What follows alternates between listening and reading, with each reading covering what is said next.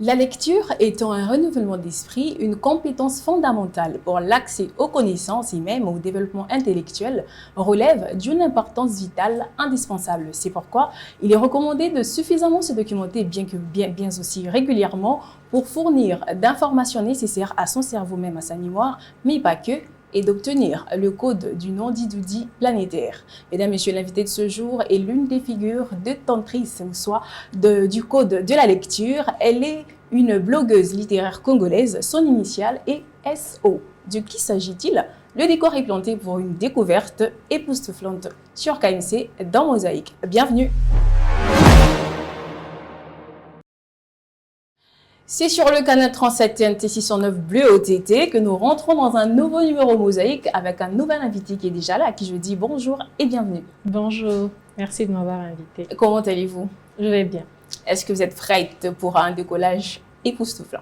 Oui, je suis prête. Super, nous allons bien évidemment prendre notre décollage pour une destination pas inconnue, mais plutôt sensationnelle, avec la première étape de cette mosaïque. Il s'agit là de identité, on se retrouve juste après.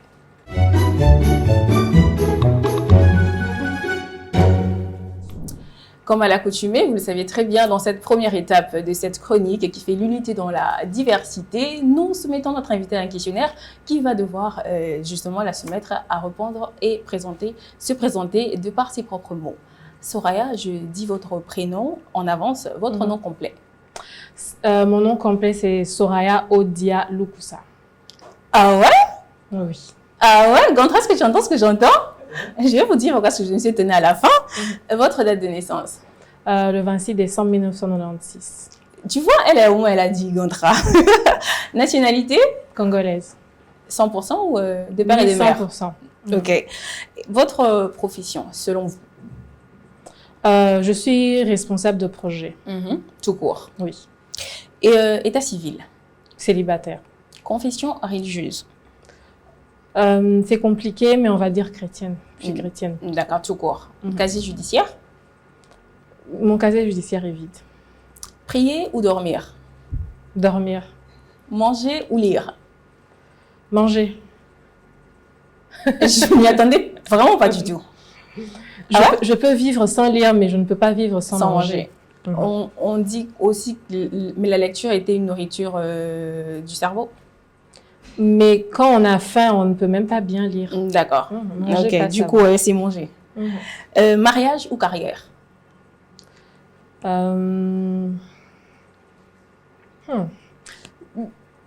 Ok, carrière. Ah ouais? Une carrière qui pourrait peut-être laisser une brèche au mariage. Oui, bien sûr. Super. L'un des moments douloureux de votre vie? Le décès de ma mère. Oh, désolée, il y a combien d'années déjà? 3 ans déjà. C'est à peine, désolée. Ouais. Et l'un des moments honorifiques de votre parcours professionnel? Je pense tout de suite à ma promotion récente, mais après, il y a eu beaucoup de choses. Je dirais mon stage professionnel à la délégation de l'Union européenne, c'était aussi important. D'accord. Il y a beaucoup de moments importants. Super.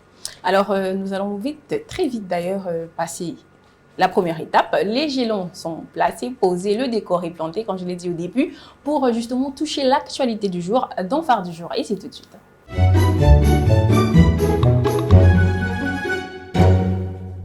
10 février, 41e jour de l'année 2026, nous célébrons toutes les personnes portant le prénom de Arnaud. Si vous en avez dans votre entourage, il est temps de leur souhaiter un joyeux non-anniversaire. Et mondialement, nous célébrons justement la maladie au nom de l'épilepsie, qui est justement un dysfonctionnement mental. Avec notre invité, nous allons essayer un petit peu de frôler ce sujet, bien qu'on n'est pas expert en cela, mais en tant que personne vivant autour de nous, avec des personnes atteintes de cette maladie, on a quand même quelque chose à dire. Et ce sera avec Soraya Odia, avec qui nous allons débattre sur ce sujet. Vite fait, ce qui me revient par la tête, parce que je sais que vous n'êtes pas médecin de formation, mais est-ce que dans votre entourage, avez-vous déjà vécu avec une personne épileptique? Alors, l'épilepsie, la première fois que j'ai vu une crise d'épilepsie, c'était à l'école. D'accord. À l'époque, je vivais à Mbujimaï. J'étudiais au collège Saint-Léon de Mbujimaï. Enfin, il y en a aussi un ici, j'ai vu. Et il s'est avéré qu'un jour, pendant les cours, il y a une fille d'une classe supérieure qui a fait une crise d'épilepsie. Et c'était la première fois que je voyais quelqu'un faire une crise. Ce que j'ai remarqué à l'époque et que je remarque encore aujourd'hui, c'est que là, sur le coup, on ne savait pas quoi faire. Personne n'est informé sur les gestes qu'il faut avoir. Plus tard, je suis allée chercher. On disait, par exemple, qu'il ne fallait pas trop intervenir, qu'il fallait surtout protéger la tête en cas de spasme pour que ça ne se heurte pas à quelque chose qui peut être dangereux. Mais c'est la seule information que j'ai eue en allant chercher. Donc, oui, j'ai eu ce contact-là et j'ai vu que le manque d'information, et ça ne concerne pas seulement l'épilepsie, les gestes de premier secours. Je blague souvent en disant à mes collègues, s'il y a un incendie, après avoir paniqué, qu'est-ce qu'on va faire? Tout à fait. Je ne sais pas utiliser un extincteur. Donc, ouais, ça interpelle vraiment sur le sujet, connaître les gestes de premier secours, qu'est-ce qu'il faut faire en cas d'épilepsie, en cas de crise d'asthme, comment déjà reconnaître que c'est une crise d'épilepsie, parce que parfois les gens ne sont pas informés sur ce que c'est. Et dans la panique, il y a des gens qui peuvent mourir. D'accord. Moi, je vais y aller dans le milieu scolaire, mais comment avez-vous vécu avec ces personnes épileptiques? Est-ce que vous avez offert une compassion ou tout de suite c'était de la moquerie? Pour dire vrai, les personnes qui souffrent d'épilepsie, surtout dans un milieu scolaire comme ça, et quand on a fait une crise en public, ça crée la marginalisation. Tout à fait. Et il y a tout ce qui échappe à notre entendement, ce qu'on n'a pas l'habitude de voir, on a tendance à associer ça avec la sorcellerie. Donc, il y avait des rumeurs comme quoi non, c'est son père qui l'a sacrifié. D'ailleurs, vous ne savez pas que son père est riche, du coup, c'est à cause de son père. Vraiment, c'était du harcèlement scolaire, alors que c'est elle qui souffre. Voilà. D'accord. Alors, pour votre mot de fin déjà, qu'est-ce que vous direz aux autorités de régulation, justement, aux autorités compétentes censées nous informer suffisamment sur les méthodes des secours qui ne vont pas tout de suite à l'épilepsie, mais à plusieurs autres maladies qu'on peut rencontrer, qu'on ne prévoit même pas de rencontrer, aux autorités de régulation en premier lieu, dans nos milieux scolaires, aux parents qui envoient des enfants qui stigmatisent finalement ces enfants qui sont atteints de plusieurs autres maladies et qui font de leur monde un enfer. Un message en quelques mots. Alors, si les gens stigmatisent ou marginalisent, c'est parce qu'ils ne sont pas informés. Donc voilà, le plus important, c'est d'informer. Je ne sais pas si dans le programme de santé, si c'est prévu, des séances comme ça, apprentissage des premiers secours. Je ne sais pas, je ne vais pas m'avancer là-dessus et dire qu'ils devraient mettre ça en place. Peut-être que c'est prévu dans le programme, mais que ce n'est pas appliqué. Oui, mais on est passé par le banc de l'école. On a commencé, on a fait pratiquement 12 ans, si on doit compter ainsi. On n'a jamais été formé dessus. Oui. Donc, je pense au cas où il n'y a pas eu un programme en place, mais en tout cas, nous, on se rend compte que ce n'est pas appliqué. Donc, veillez à l'application, le suivi pour que les gestes de premier secours soient appris à l'école et même plus tard, des mises à jour, en tout cas, dans les entreprises, les églises aussi. C'est très important. Et un message à lancer aux parents d'élèves. Aux parents d'élèves, il faut bien éduquer les enfants, surtout en ce qui concerne le harcèlement scolaire. Ça devient de plus en plus grave. Il faut bien éduquer les enfants et aussi prendre le temps de parler avec les enfants parce qu'il peut arriver le cas où c'est votre enfant qui est harcelé, mais si vous ne passez pas beaucoup de temps avec, vous ne saurez pas. Pas du tout. Merci beaucoup, Odia. Je te remercie pour cet apport. Mesdames, Messieurs, c'est la fin de l'actualité de cette chronique. Et si vous me prenez en cours, vous êtes scotché sur le canal 37 TNT 609 Bleu ETT, Kyria Media Channel, la chaîne de la jeunesse et des bonnes valeurs, dans sa chronique qui fait l'unité dans la diversité des domaines mosaïques. Je suis Dekete Bouloua. Nous rentrons très vite dans la troisième étape de cette chronique. Il s'agit là du tréfonds de l'invité. C'est tout de suite.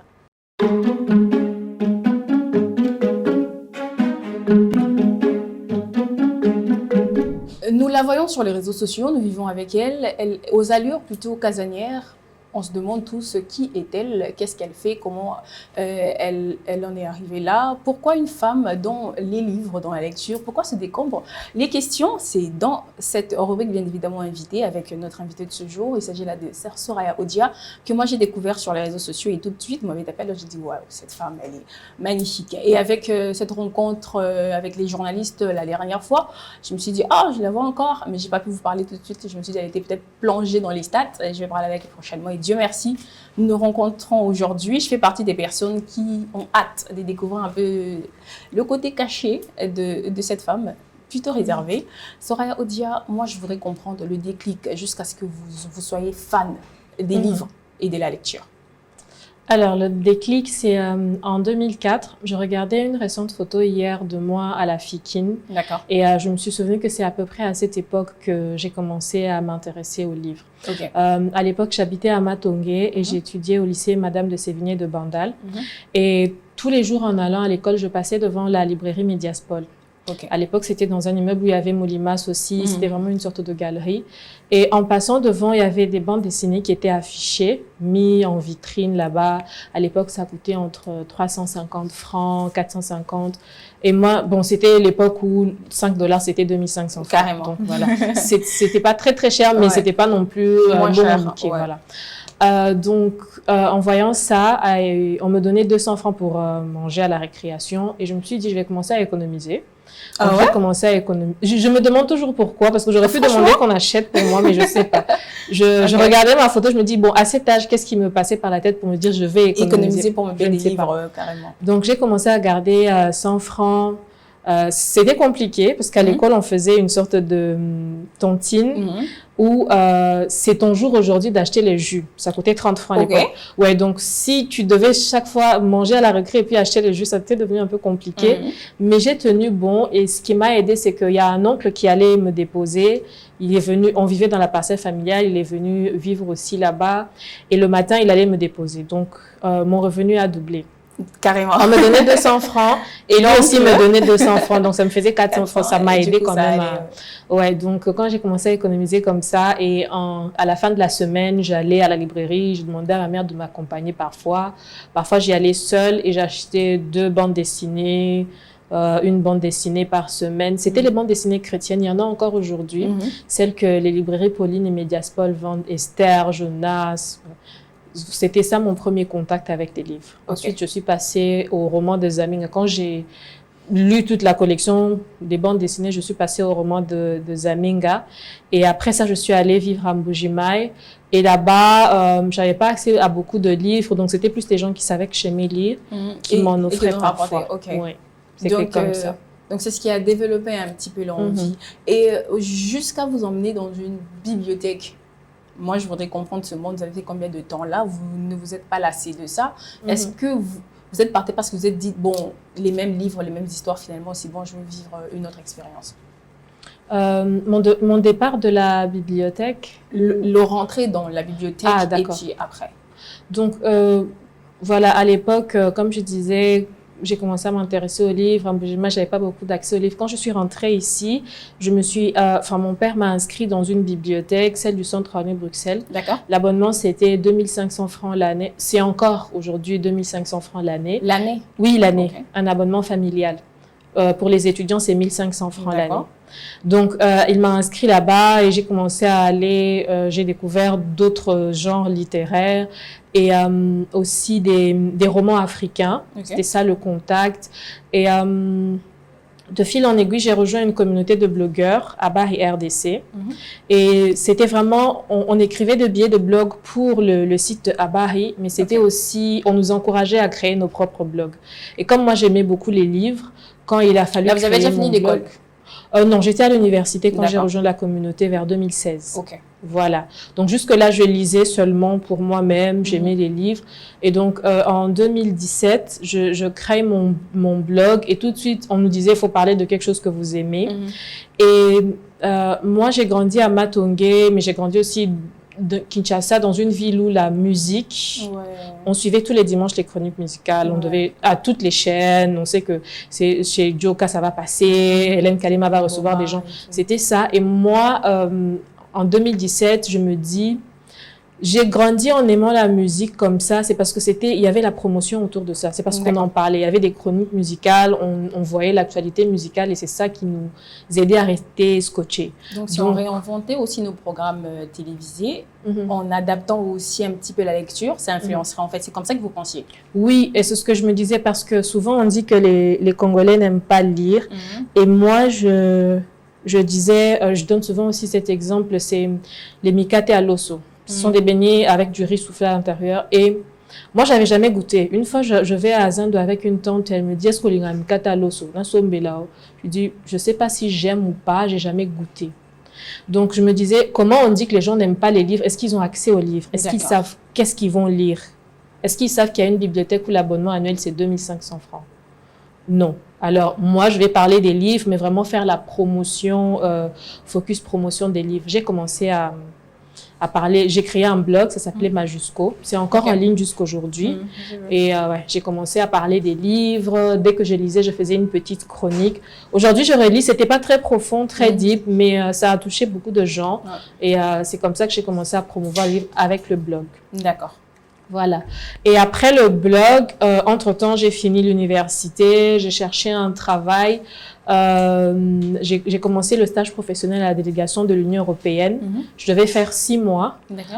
J'ai commencé en 2019 et en 2020, il y a eu le Covid. Le ou là, je ne sais pas. Oui, donc, et avec Covid, on passait beaucoup de temps. On était en télétravail, certes, mais j'ai passé beaucoup de temps à la maison. Je m'ennuyais un peu et j'ai eu l'idée de lancer une chaîne YouTube. D'accord. Parce que je me disais, bon, je veux parler de la lecture aux gens, leur dire de lire, mais en écrivant encore, peut-être ça peut freiner. Une chaîne YouTube, c'était l'époque aussi, je consommais beaucoup de contenu vidéo. Je me suis dit que ça peut aider à faciliter l'accès. Donc, j'ai créé ma chaîne YouTube et à l'époque aussi, j'empruntais beaucoup de livres, je prêtais beaucoup de livres aux gens, gratuitement, des amis qui me demandaient. Je me suis dit, bon, mon stage va finir, je ne suis pas sûre qu'on va me retenir parce que ce n'était pas prévu d'ailleurs. Donc, je vais trouver un moyen de me faire de l'argent et je vais commencer à faire louer mes livres. Ah, super. Donc, voilà, j'ai pris les photos de mes livres. J'en avais beaucoup parce que les gens, comme ils savent que j'aime lire, même les cadeaux d'anniversaire. C'était des livres. C'est des livres, voilà. Donc, j'avais beaucoup de livres. Et je me suis dit, je vais les faire louer. J'ai pris des photos de mes livres, j'ai mis sur Twitter. Et il y a une étape très importante que j'ai sautée, mais je vais y revenir. J'ai mis les photos sur Twitter et les gens ont commencé à s'abonner à ma bibliothèque. Voilà, entre-temps, j'ai lancé la chaîne YouTube pour parler des livres. Mais tout ça, le lancement de la location de mes livres et la chaîne YouTube, ça a pris très vite parce qu'entre-temps, il y avait des photos de moi qui avaient circulé où on me voyait avec des livres dans une bassine. Voilà. Voilà, c'est ce qui a fait que j'ai été un peu plus connue. Parce que le blog, c'était depuis 2017, mais les gens ne me connaissaient pas beaucoup. C'était surtout dans le milieu littéraire qu'on me connaissait parce que je participais aux activités et tout. Donc, les photos de la vendeuse de livres, le contexte vite fait, c'est que j'ai rejoint, après la création de mon blog, j'ai rejoint Instagram et j'ai découvert une communauté Bookstagram. Donc, les gens qui publient les livres sur Instagram. Et les gens faisaient des belles photos. Bon, moi, j'avais pas les moyens de faire des belles photos et je suis allée voir un photographe. Je lui ai dit que je voulais faire des photos pour mon compte Instagram. Je lui ai expliqué un peu. Le concept. Voilà. Moi, c'est vraiment les livres à Kinshasa. Donc, il m'a dit, OK, on va faire des photos dans des endroits publics. On a fait une première séance photo vers Gare Centrale. Et nous allons d'ailleurs revenir sur la polémique autour parce qu'on avait emprunté de votre photo pour une couverture. Oui. Voilà. Et après, on a fait des photos aussi à la place Victoire. Voilà. Les premières photos, j'avais publié sur mon compte. Il y avait 200 likes à peu près. C'était ça le chiffre normal. Et celle sur Victoire, il a publié sur son compte à lui, dans les 200 likes et tout, c'est passé. Et 2 mois plus tard, une page sur Facebook a republié une vendeuse de livres à Kinshasa et les gens ont beaucoup aimé. D'autres ont commencé à commenter, mais non, mais c'est Soraya, elle vend pas des livres pour de vrai, c'était une performance. Voilà. Donc, j'ai eu beaucoup de succès avec ça, ce qui fait que on va dire, j'ai un peu capitalisé là-dessus pour ma chaîne. J'avais le vent en poupe, donc pour ma chaîne YouTube, ça a bien pris. Et les livres, j'ai eu beaucoup d'abonnés. Je faisais payer $10 pour 1 mois. J'allais moi-même déposer, récupérer les livres. Et je me suis dit, bon, c'est en train de bien donner, autant me former. J'ai cherché des cours en ligne. Bibliothèque sans frontières, à l'époque, donnait des cours en ligne sur la bibliothéconomie, innover dans les bibliothèques. J'ai suivi des cours en ligne. Voilà. Et je cherchais toujours quoi faire parce que je ne supporte pas à rester sans rien faire. Et à l'époque où j'étais à Bari, on nous avait inscrits dans une bibliothèque numérique YouScribe. Je les ai contactés pour leur dire que je voulais parler d'eux, être un peu leur ambassadrice. C'est une bibliothèque numérique où on peut lire un tas de livres.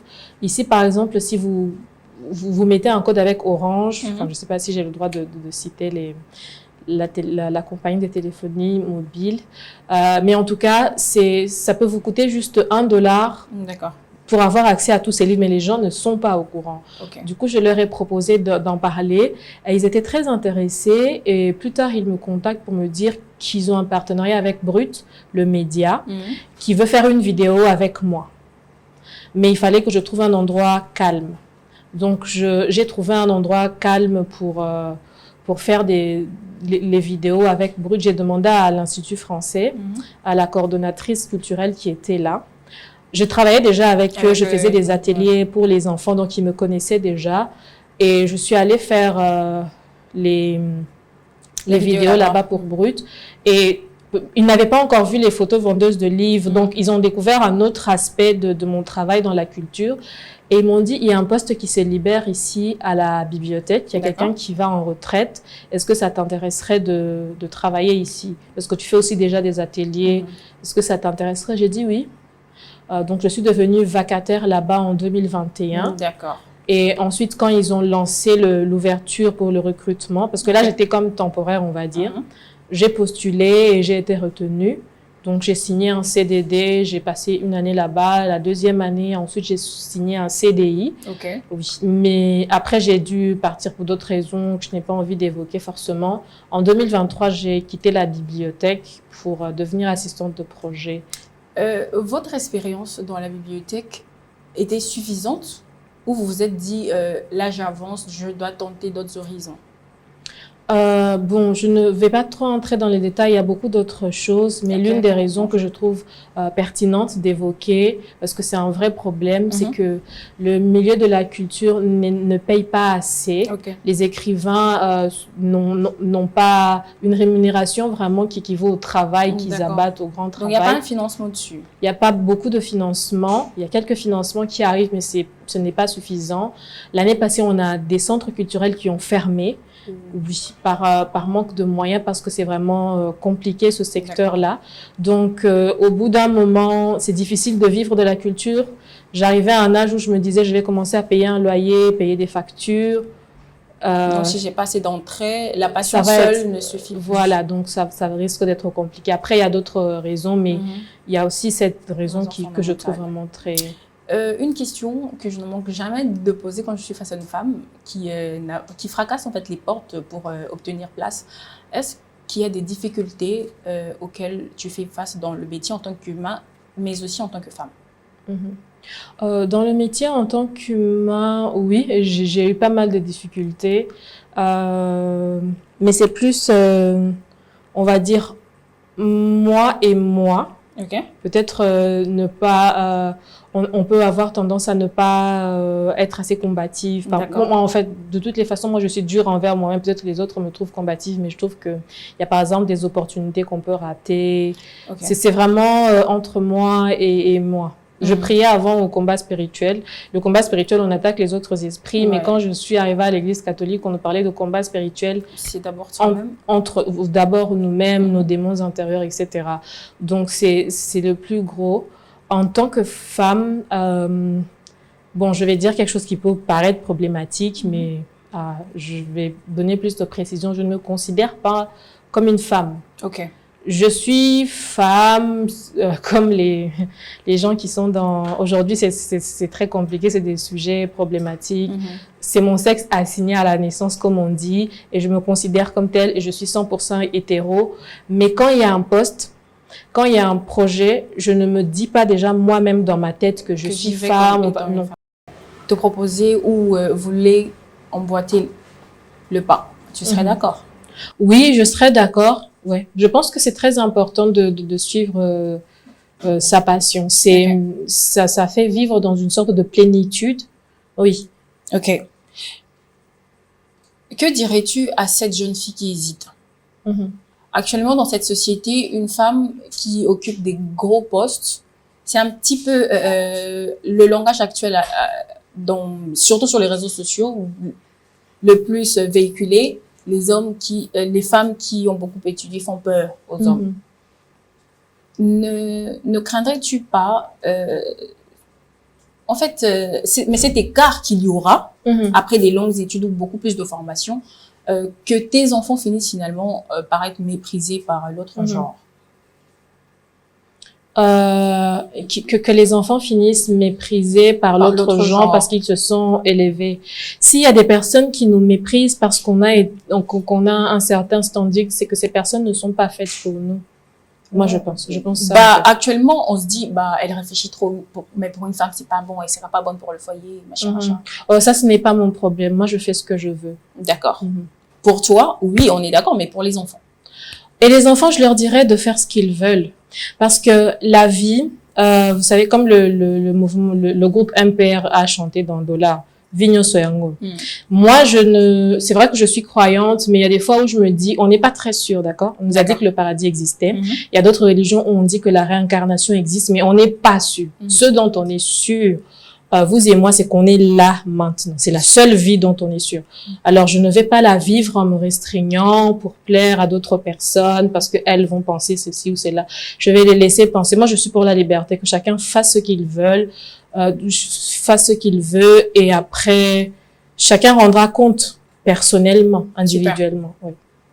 Soraya Oudia, c'est quoi ton modèle dans le secteur? Dans le secteur culturel, j'ai pas un seul modèle, j'ai plusieurs modèles, ou j'ai eu plusieurs modèles à différentes étapes de ma vie. D'accord. Quand j'ai commencé. Et plusieurs mentors en même temps? J'ai pas vraiment eu beaucoup de mentors dans le secteur, mais il y a eu beaucoup d'aînés qui m'ont conseillé. Et moi, je vais souvent même à la recherche des conseils. J'aime écouter les gens, ce qu'ils ont vécu, ceux qui ont réussi et ceux qui n'ont pas réussi. Donc, il n'y a pas une figure spécifique à qui... Non, il n'y a pas une seule personne à qui, où je devais dire si je suis ce que je suis, c'est un tel. Non, c'est plusieurs personnes. D'accord. Et Soraya, si c'est à refaire? Oh, je le referai 1000 fois. Exactement le même parcours? Exactement. Ça m'a beaucoup appris et ouais. Et je continue encore à apprendre, mais c'est parce il y a des choses qui arrivent aujourd'hui, c'est parce que j'ai eu ce parcours-là. D'accord. Est-ce que tu peux regarder ta caméra, dire à une jeune fille quelque part, de par ton expérience, qui veut aussi se lancer, mais le stéréotype de la société contraigne un petit peu et nous font en sorte qu'elle se retrouve finalement butée par une décision finale. Est-ce que tu peux dire quelque chose en quelques mots, mais qui sera bien évidemment dans mot de fin, à cette jeune fille spécialement, d'abord? On va l'appeler Nathalie, pour lui donner un nom, un visage. Nathalie, si tu as envie de devenir cinéaste ou mannequin, lance-toi, fais-le. Je ne vais pas dire n'écoute pas les gens, écoute les conseils de ceux qui ont réussi et de ceux qui n'ont pas réussi pour savoir comment ils ont fait pour en arriver là. Mais ne te limite pas à ce que les autres vont penser de toi, parce que tu ne pourras jamais satisfaire les autres pleinement. Il y aura toujours quelque chose à redire. C'est comme dans la fable de La Fontaine où le vieux, son enfant et l'âne sont en train de marcher. Les gens ne sont jamais contents. Qu'ils soient tous les deux sur l'âne, c'est pas bon. Qu'ils marchent alors qu'ils ont un âne, c'est pas bon. Que l'enfant soit sur l'âne, c'est pas bon. Que le père soit sur l'âne, ce n'est pas bon. Les gens auront toujours quelque chose à dire, alors fais ce qui te convient, toi. Ce que tu sens vraiment bon au fond de toi. Parce qu'on a toujours une voix intérieure qui nous guide. Ça, c'est nécessaire et très important. J'ai aimé la conclusion. Et ce qui met fin à cette troisième étape de cette chronique, mais ce n'est pas fini, Soraya. Tu vas être soumise à un face-to-face et c'est tout de suite.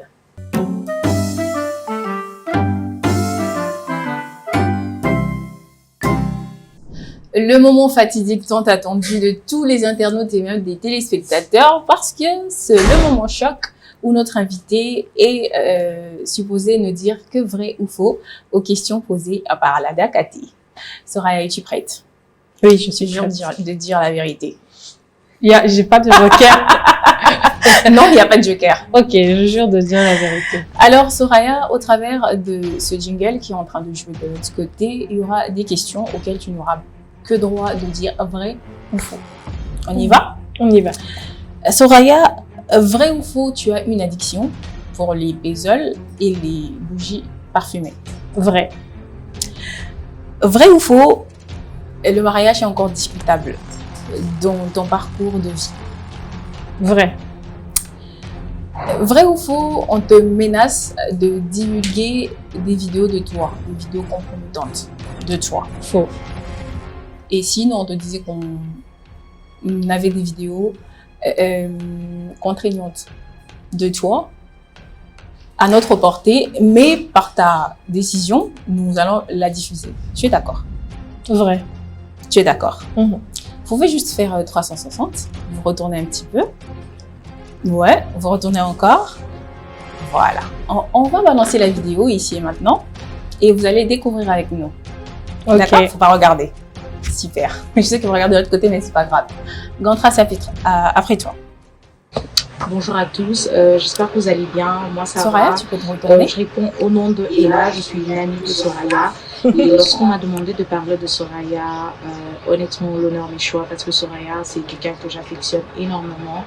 Moi, lorsque j'ai rencontré Soraya, il y a de cela quelques années en arrière, c'est l'amour de livres qui nous a unis, l'amour des mots, des phrases bien faites qui nous a unis. Et avec le temps, j'ai appris que Soraya n'aimait pas seulement les livres, mais Soraya, c'est quelqu'un qui veut apprendre, qui est disponible à apprendre. C'est son amour de la connaissance, du savoir qui fait d'elle la personne qu'elle est aujourd'hui. Non seulement elle veut apprendre, elle transmet ce qu'elle peut à sa communauté. C'est vraiment pousser les frontières de la connaissance autant qu'elle peut. Et c'est quelque chose d'incroyable à voir. Et voilà, moi, ce matin, j'aimerais dire à Soraya de prendre courage, vraiment l'encourager dans ce qu'elle fait, le patrimoine intellectuel et culturel qu'elle a réussi à se construire jusque-là est quelque chose de remarquable et vraiment de très encourageant pour les personnes qui l'entourent, les personnes qu'elle inspire. Et puis voilà, donc Soraya, prends courage, ta soif de la connaissance et de la transmission font de toi une très belle personne. Mis à part les autres qualités que je n'ai pas citées ici, tu es vraiment un rayon de soleil, un cadeau pour ta communauté, pour la communauté, la jeunesse congolaise. Et c'est quelque chose de très... Alors, Soraya, Quel effet ça t'a fait? Je suis très contente de voir Ella. C'est une amie. Oui, c'est l'une des rares amies qui m'écrit des lettres à la main. Je sais être chez moi. Oui, je suis très très contente. C'est une belle surprise. Elle n'est pas ici pour le moment. Je lui ai écrit récemment. Elle m'a dit qu'elle n'était pas là parce que je voulais la voir. Et ça me touche beaucoup. Voilà, et c'était l'une des parties de la mosaïque et j'espère que ça vous a autant étanché d'entendre ce genre des mots d'une des personnes proches de nous parce qu'on sait que dans notre société africaine, c'est pas trop évident qu'on nous dise réellement nos compétences exactement comme ça étalées. Oui, on attend qu'on meure. Voilà, donc j'espère que cela vous a plu. Merci beaucoup. Nous aussi, et vous aussi téléspectateurs, vous avez besoin de réagir sur ce plateau et surtout nous proposer des invités. Vous pouvez nous écrire sur le numéro juste au bas de l'écran ou nous suivre sur notre chaîne YouTube et même notre page Facebook Kyria Media Channel. C'est la dernière étape, et la 5e d'ailleurs, de cette chronique, moment d'humour où notre invité va être obligé de nous faire rire et la seule condition, c'est que la blague soit drôle. Et c'est tout de suite.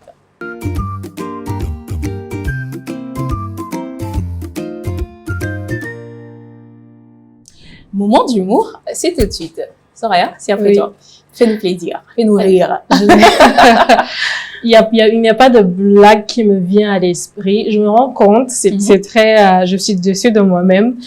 La plupart des blagues que j'ai, ce sont des blagues salaces. Ce sont des blagues tendancieuses où c'est vraiment, ça parle de sexe. Ce sont pas des blagues à la on y va dessus. Non, je vais choisir une autre blague. On y aura beaucoup de censure et de pudeur. Mais non, ça va, je vais choisir autre chose. Oui, je vais choisir autre chose, sinon les gens vont se dire c'est comme ça. Mais bon, ceux qui me connaissent dans la vraie vie savent que moi, quand il faut raconter une blague, c'est 2-3 blagues, c'est toujours les mêmes, et les gens sont en mode, toi, vraiment, c'est pas normal. Mais bon, bref, la blague qui me vient à l'esprit, c'est un couple d'une femme qui est assez fluente en français, qui parle souvent français, et l'homme, lui, ne maîtrise pas très bien.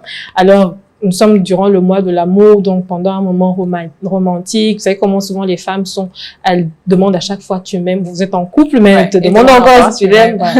Et donc la femme va demander à son chéri, m'aimes-tu? Et le gars répond, à ta café. Ok, c'est moi qui n'ai pas compris. Je crois que c'est moi qui n'ai pas compris. Est-ce qu'il faut raconter la blague? Il ne faut pas expliquer la blague. J'ai besoin de l'expliquer pour que tu me comprennes, sinon on aura un décalage. Même tu. Il y a quand tu vas tourner sur un melati. Ah, il y a le biata café. Donc, yo, ce que le bien, on dit bien, même tu. Donc, elle avait dit même ti, biata café. Ah, là, je comprends son reste. Il fallait faire la quinoiserie. Voilà. Sinon, c'est la fin de cette chronique, Soraya. Merci à toi d'être passée sur ce plateau. Tu nous as honorés de la manière la plus noble et surtout avec beaucoup d'humilité parce que tout de suite, vous avez démarqué votre disponibilité. Et on en a calé à ce jour et c'est pour nous un plaisir de t'avoir. C'est la première fois, j'espère que ça ne sera pas la dernière fois. Merci beaucoup pour l'invitation. Mesdames et messieurs, on est fini pour cette mosaïque, cette chronique qui fait l'unité dans la diversité. Vous remarquez qu'il y a un décor, un défilé d'un cocktail d'invités, mais chacun d'invités dans son domaine spécifique de prédilection, parce que prochainement, il y aura aussi une autre figure emblématique qui va défiler sur ce plateau. C'en est fini. Quant à moi, je vous dis bonne suite de programme sur votre chaîne. On se retrouve prochainement sur la même chaîne, à la même heure et surtout avec le même plaisir. Quant à moi, je vous dis take care.